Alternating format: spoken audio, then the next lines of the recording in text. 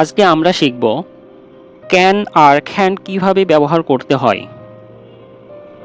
Sir, এটা তো সহজ, কিন্তু মাঝে মধ্যে একটু ভুল হয়ে যায়।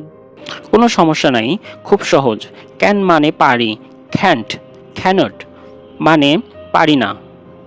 এক্সাম্পল দেখো, আই ক্যান সুইম, আমি সাঁতার কাটতে পারি। আই ক্যান্ট সুইম, আমি সাঁতার কাটতে পারি না। ও স্যার, অনেক সহজ তো। আরও এক্সাম্পল, হি ক্যান সিং মানে সে গান গাইতে পারে। হি ক্যান্ট ড্রাইভ, সে গাড়ি চালাতে পারে না। স্যার, প্রশ্ন কিভাবে করব? ভালো কোশ্চেন করেছো। তাহলে শোনো, ক্যান ইউ স্পিক ইংলিশ, তুমি কি ইংরেজিতে কথা বলতে পারো? ক্যান হি প্লে ক্রিকেট, সে কি ক্রিকেট খেলতে পারে?